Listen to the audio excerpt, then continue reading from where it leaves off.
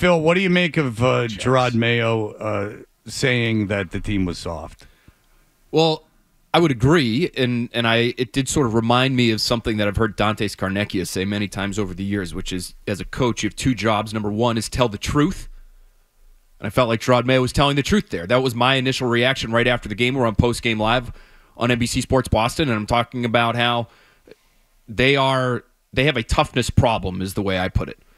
Because when you just get run over the way they do, and you barely have the ball, it even feels like, in the second half, you can't stop the run. They very obviously couldn't run the football, and I thought they stuck with it too long.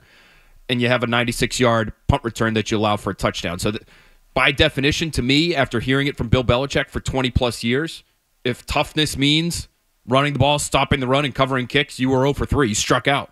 So I agree with his assessment. But the second part of what Scarnecchia used to always say is tell the truth and give the team answers.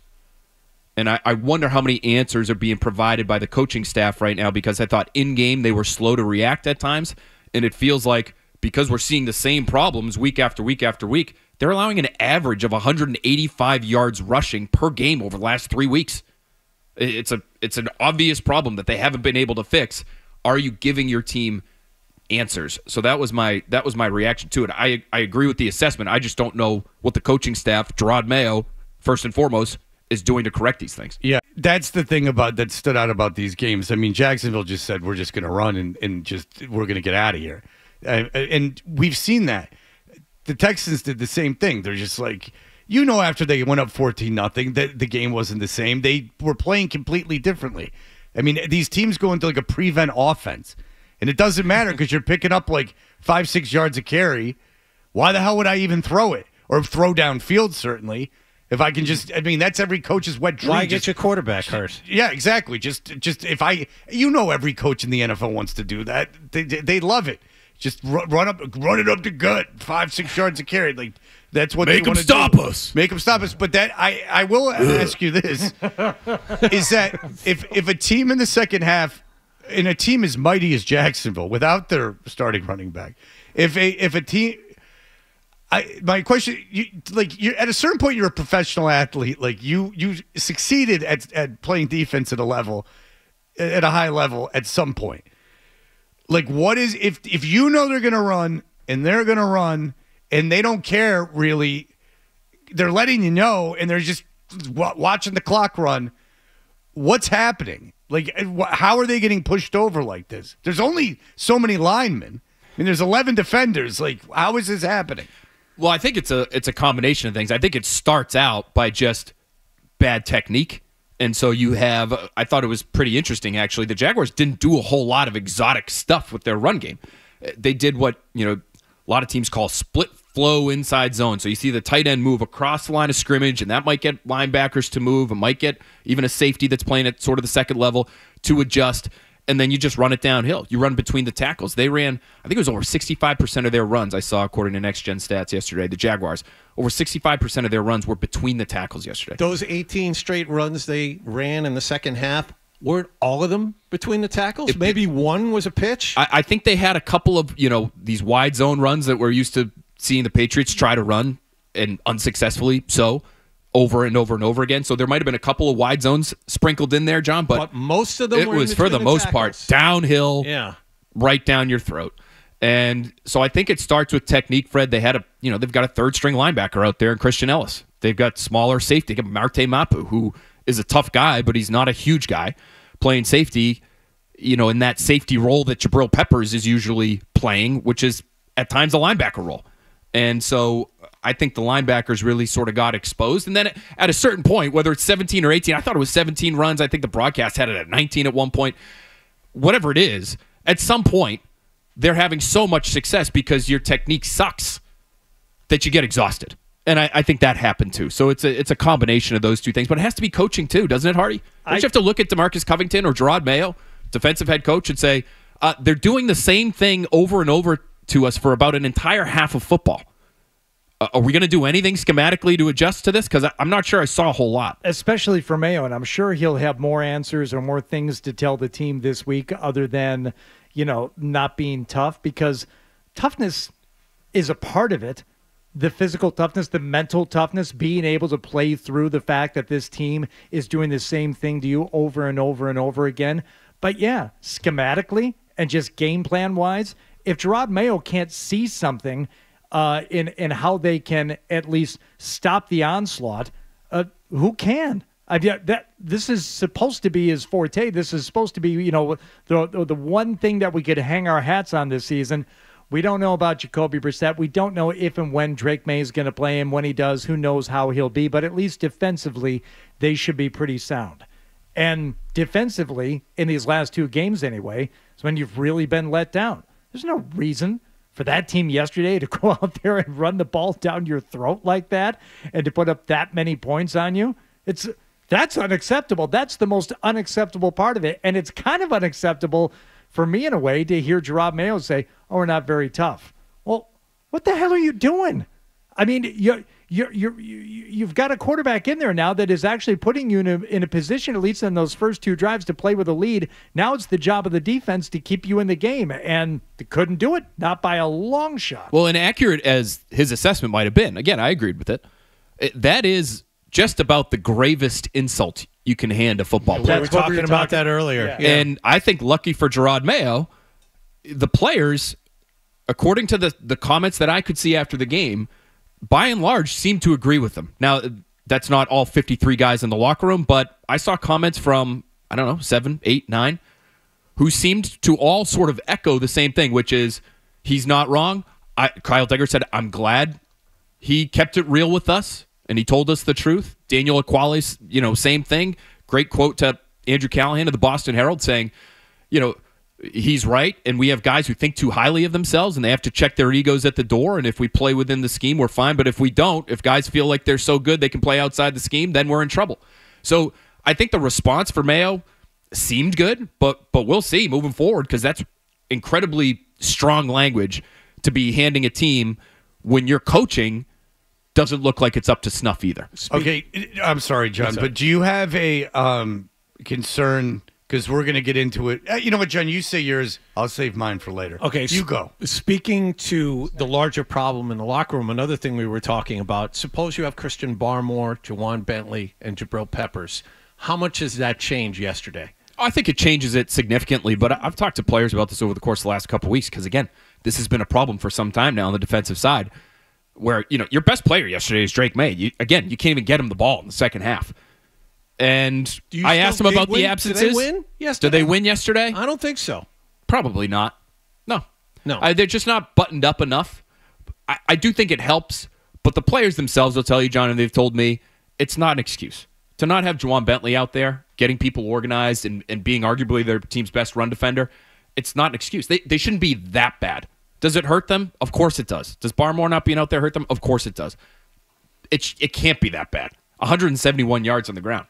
I mean, how many teams are going to, players are going to get injured, Like, that's the thing, is that you have to have the depth on your team to handle, 3 injuries. I mean, every defense is missing it. I mean, the Lions are missing their best defensive player, arguably the best player on their team. That's going to happen for the year. He might come back for the Super Bowl, Hardy, he said. But, you're going to have to deal with those injuries. What did you think of May yesterday? I thought he was good. I thought he was their best player. Yeah, he might be, like, on the field right now, the best player on the Patriots. I think he is. I'm not really sure who else you'd have up there. I got one. Maybe Christian Gonzalez based on what he's done historically over the course of the last season, but not yesterday. Hunter Henry. Hunter Henry was good yesterday. Yeah, but made a nice catch over the middle. But I think Drake May is making plays for other players on that roster that have not been making plays. Okay, so Jermichael Hasty and Keyshawn Boutte. It's last 2 weeks he's been doing that for other guys. He's been elevating. Well, he's giving Boutte a career. Here's the deal: if you're a Patriots fan and you're watching this, and because I want to get into Mayo after the break and with all the stuff people are saying on social media, but in terms of just being a fan. You knew you were going to suck, and you knew you weren't going to win it. The over-under win total is 4.5. They're not winning 5 games. However, you guys all told us during preseason how physically gifted he is, and trust me, I've seen a lot of rookie quarterbacks flame out. The moment doesn't seem too big for him. He doesn't seem to lose his composure, and these are all things that can't be taught, or or they come when you leave and go to another team. And even though this team sucks and there's not a lot of talent around him, he's shining a little bit. So if you're a Patriots fan, is this hopeful? Like, is this the best way they could have been sucking? If that makes sense. I would say it's a silver lining, but the problem with yesterday is that's probably the most winnable game left on your schedule. Yeah, you're going to lose a lot of games, but if you're going to lose a lot of games, May being this good, that's better. What would you rather do? Win 6 games this year and have May be okay, or win 2 games this year and have May be good? I would rather have the 6 games because I think it speaks to the functionality of the program, which I think needs to see that it's having some success on some level to generate buy-in, which they should be fearing is lacking right now based on how they've played. And Fred, so if you win 6 and the last 3, Drake May looks spectacular, that to me is almost the best case scenario. I know that's not one of the scenarios that you gave me there, but if you can win 6, show that you have something as a team, as an organization, and you have a quarterback who's showing you something, who's showing real progress and giving you real hope at the end of the year, that to me would be the best case scenario for them. He's showing you more hope maybe earlier than some were anticipating, but the team's going in the other direction. Yeah, all right. Well, okay. Let's break, and then I want to get into the whole Mayo thing. Because if I'm a Patriot fan, they fire Mayo in the offseason. I don't care.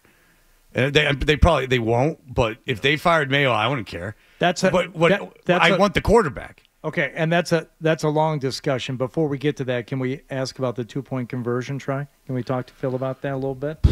This much. You want to talk a little math? This much. The math is easy. The math we can all do. You're a very bright guy. All right. Look at this. Humble brag. We'll do both. The math is easy. Just do it now so we can get it out of the way. Were they right to go for 2? Were they right to go for 2? So at the time, I thought they were. Yeah. Thank you, Phil. Why? That's it. Yeah. Because you have more chance. You needed to get a 2-point conversion at some point to win that game. You give yourself 2 shots at getting the 2-point conversion. It increases your odds of actually hitting on one of them. But if you don't hit on it the right. first time, now you need to score twice. So what happens if you don't hit on it the second time?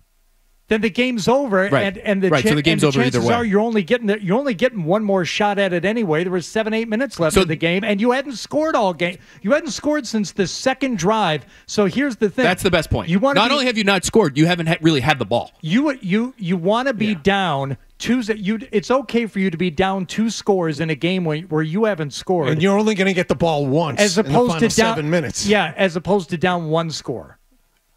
Hardy, you needed to get a 2-point conversion. If you wait, right, and you don't have that information and you don't get it, then the game's over.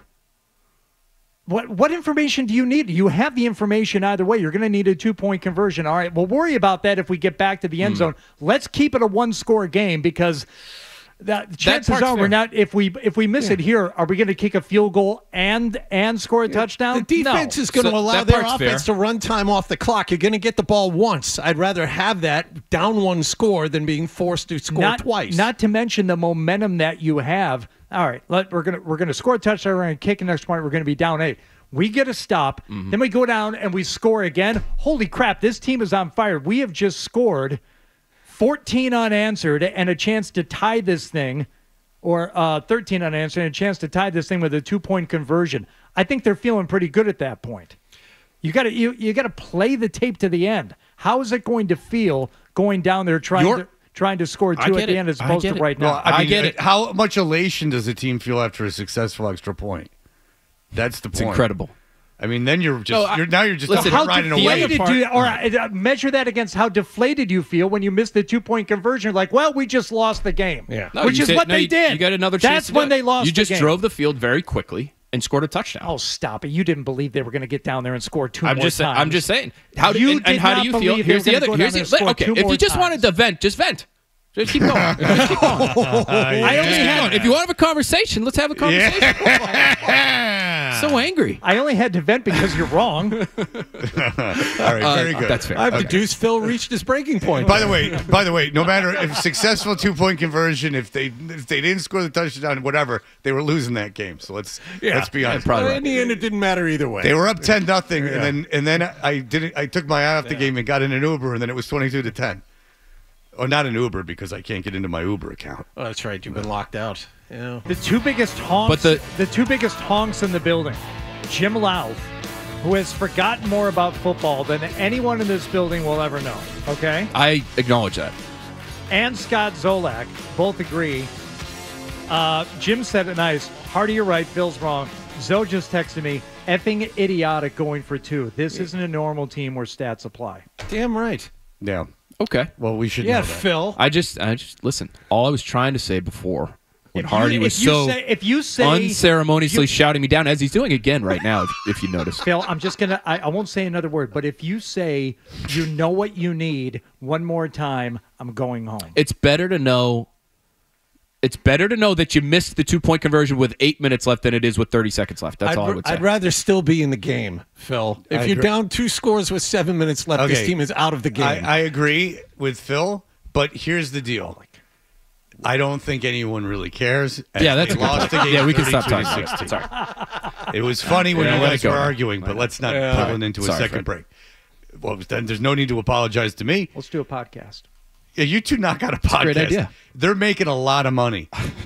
Like, even the original ones, like, did you see that email? The guy sent us from Ira Glass is saying that they make 1/3 of what they made 2 years ago. Yeah, the podcast industry is not in a good place. The radio industry is not either, but it ain't going to lose 2/3 of its business.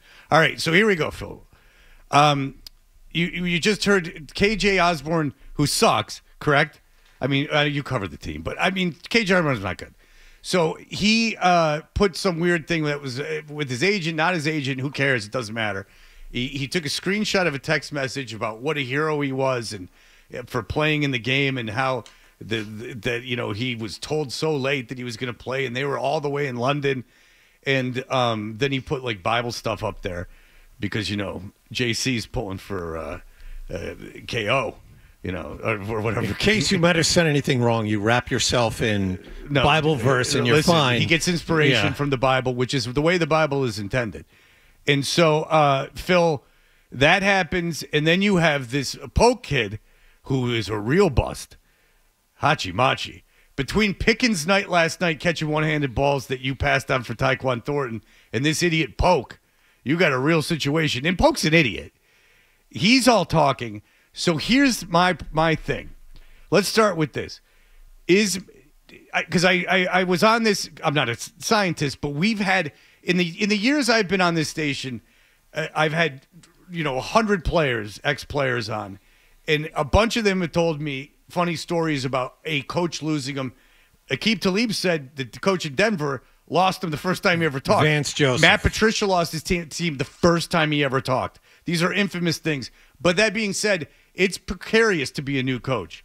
Like setting up your system and getting people to buy in is precarious. Is Mayo in danger of losing all of it, losing the buy-in? With that, in kids are going public with it. That's first question. Is he in danger of losing the buy-in? I think he is, and that's why I called this game before it was played a must-win for a one-win team, which is a weird way to describe it because, as I said beforehand, I didn't think anybody was getting fired based on the results of this particular game. So must-win, what does that mean? Okay, or else what? But for me, when you're 1-5 playing against another 1-5 team, and you have an opportunity to win a game that you don't on an international stage, if you want to factor that in, and it's something that the owner cares a lot about. I think the players were already showing signs of letting go of the rope, right? Playing undisciplined football, with all the penalties that they've racked up. I believe they had 7 more yesterday. The softness that they had already exhibited before their coach ever called them out for it, with all the rushing yards that they had allowed. The hopelessness that they carried with them basically on a weekly basis until Drake May got in on the offensive side because they were just so damn poor on that side of the ball. So they were already showing signs of losing buy-in, Fred. And then you lose to one of the worst teams in football, and you do it in such a way where it's not just that you lost, but you got bullied. Yeah. You got emotionally beaten down. And talk about the emotional element of it. 2-point conversions aside. That's a real thing. When you can't stop the run, I've heard defensive players talk about that. It's like your soul has been sucked from your body. Yeah, when there's nothing you can do about it, and you know it, and they know it, and that's just how the game is going to go the rest of the day. And you're on TV, and everyone can see how soft you are. Standalone game. Yeah. No other games happening but so, you. yes, to answer your question, yes. And I don't know what you do to try to regain it mid-season other than play better. Why don't they cut Osborne? Just cut him. Cut him today. Go. Because, by the way, the team's no worse without him. In my opinion, you're not going to trade him and get anything. And for I don't him. think, Phil, even you'd make the argument. Well, they're not going to stay. My point is, there's no other way to get rid of him. You have to do it that way. I'd rather go to Everett and pick up a kid than I would have KJ Osborne on my team. Why not cut him? And then what are they going to do with Polk? Because he's a problem. I was stunned they played Polk as much as they did, because he was one of the guys when we were talking about. Jerod Mayo was talking about making lineup changes. Okay, who's it going to be?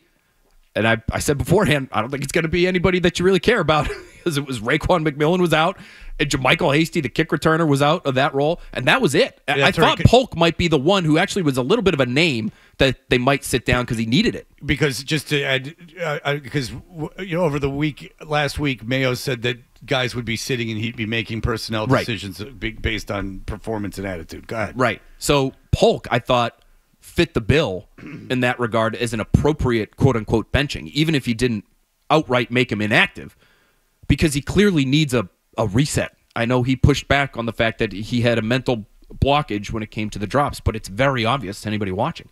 He caught, I don't know if you guys remember this. Remember the old Dikembe Mutombo clip? It's so random, but it sticks out in my mind. And the Nuggets had just won a playoff game, and he's on his back, John, and he's holding the basketball, he's shaking the basketball. Jalen Polk was doing that at the end of the game against the Texans because he had one catch in that game for 4 yards. He was on his back at the very end of the game. Players are coming from both sidelines to shake hands, and he's holding the ball like Dikembe Mutombo. I finally caught one. That's right. Like, once you see that, it's time to sit the guy down for a little while. And then I think he dropped every pass that was thrown to him yesterday. He had 3 targets. It looked like to me all 3 hit his hands and hit the turf. The third one, I didn't see a replay, so I didn't have a great angle. Two of them definitely hit him in the hands. It might have been a third. And he falls down on the 2-point conversion, which they probably should have had. It looked like he was going to be open. He was open. And he fell down. He was open, but he fell down. Yes, he should be sitting. And I forget now what the first part of your question was. Do you cut Osborne? Oh. See, Osborne's things was the worst because at least Polk can hide behind, like, what do you know it means? Like, because it's just, if you don't know, it's just like a peace sign with a hand. I mean, do you think Osborne is going to cause that much of a disruption, though, to the point where you have to cut him? I would say, hey, listen, he's a veteran that we signed. He's acting out. He's gone. That's more precedent setting than anything else. If you want to keep the culture of your locker room, maybe this is a way to do that. Yeah, and there's no way like he's like the straw that stirs the drink there or anything like that. He's not like a Slater behind the scenes. It says to your team, if you F around in public and start getting out of line with your social media, you're gone, and I'm going to cut you. I think it's a very powerful message to a very bad player. Go ahead. Does it strike you as sort of beyond the pale for Mayo, though? Does that feel like he's going outside of what he would normally do? Does it feel like it's a little disingenuous? I don't know what he would do. Here's too early to tell. Here's where I would draw the line. Because they're not really there's not really much of a culture to try to save right now. You're trying to build something. Here's my thing. If I'm Mayo, have a personality. Be yourself. Be yourself to the media. Have fun. Talk a little trash. All that stuff. But if you start going against the team or woe is me about your role and how in that, then you're gone. As long as you're just having fun and build your brand all you want, but if it's at the expense of the team, you're gone. I think that's a fair, and I don't think that's a hypocritical line to draw. To go, listen, guys, I'm not Belichick. I know that you're human beings, and I know you want to make money off the field, and I know you want to build brands, and there's a way to do it.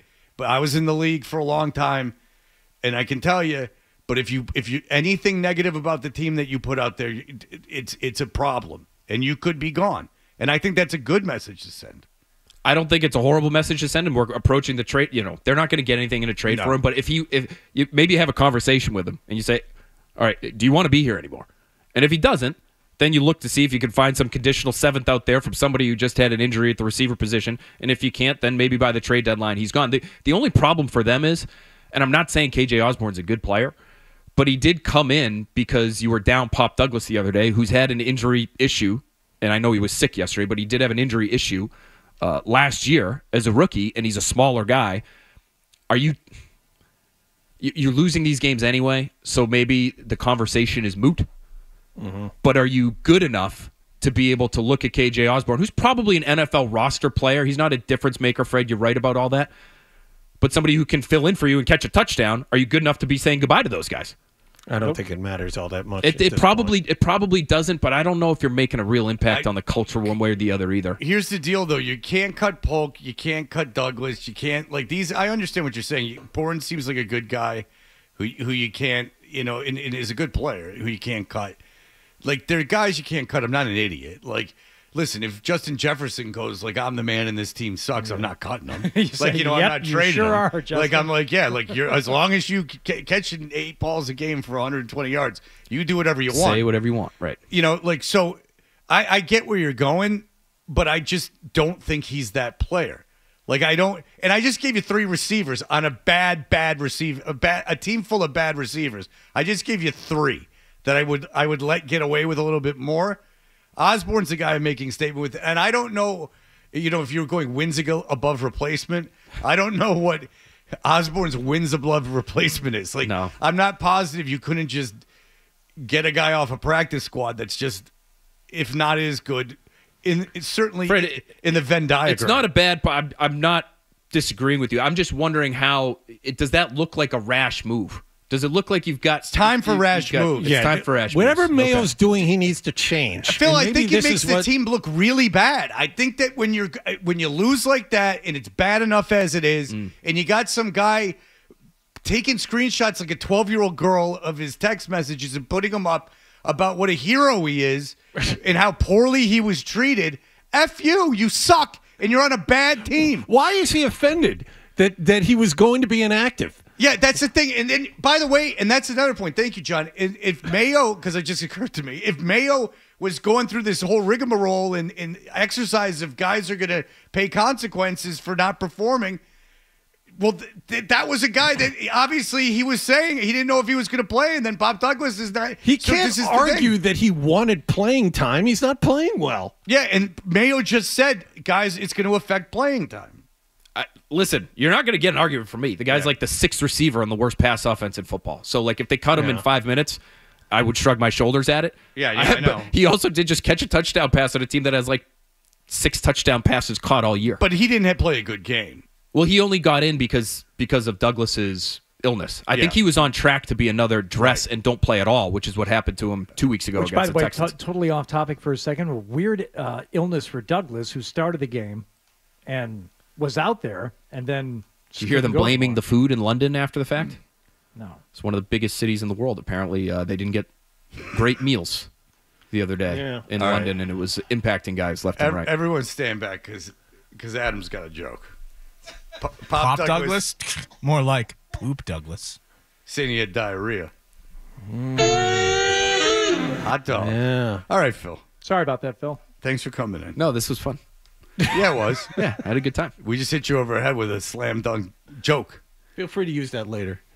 I'm going to be smiling all day after hearing that. Thank you, Adam. But that is the thing. When you immerse yourself in a culture that is so foreign to us, like that of the UK, I mean, who knows what that saucy UK food's going to do to your stomach? Saying. What kind of spices are they using over there? I like that people act like exactly going to London's any more different than going to New York City. It might be more homogenized. Any type of food you want, they have there. Yeah, like and any level of quality they have there. Yeah, like you can find pizza in London. Yeah, it's not India. Like you're not like out like at a. Also, you can find the best, maybe one of the best Indian restaurants in the world. Yeah, if you want they have a thriving Indian culture. Multiple comments about the food in London, though. Kendrick Bourne, guys, up all night eating whatever they want. Apparently. All right. Well, listen, you're if you go to like some wild country, some third world country like London, I mean, you get what's coming to you. Never know. Right. Yeah. I mean, that's pretty wild. I mean, look at their teeth. Very, very dirty. All right. Thank you, Phil. But actually healthier than American teeth. Oh, it's like because it's like if you gnaw on wood, No, it's gonna toughen them up. No, this is a strange hill that I died on years ago, but I did a deep dive, and if you judge it just on how many actual teeth you still have in your head, British people have a healthier mouth than Americans. Where we get caught up is the cosmetics of it, where they're not big on braces and retainers and all that stuff. Just because your teeth are crooked doesn't mean you have an unhealthy, mouthful of teeth. And it's thrown off a lot by people in the South who tend to lose their teeth here in the United States. Yeah, they're always. That's why you have an electoral college, so they matter as much. So here's the deal. Guy comes into it. Two guys come into an interview. Same races, same everything. Nothing's different. Is this a joke? Same resume. No, same resume. One guy has got normal teeth, not even like straight whatever, just normal teeth. The other guy's teeth are pointing in every single direction. Big buck teeth, like all messed up. Who are you hiring? The guy with the biggest bulge. All right. You're not hiring the guy with the messed up teeth, I can tell you that. It makes you think someone's hire unintelligent. The one with the biggest bulge. Then I know who you'd hire around here. But he's already got a job. All right, Phil, thank you very much. Thanks, boys. All right, here are the headlines. If you like that clip, and how could you not? Check out more videos from Toucher and Hardy here. Point slightly up and to the left. For more Patriots analysis and opinion, hit this playlist. Point slightly down and to the left. And for the latest from the Sports Hub, download at 985thesportshub.com.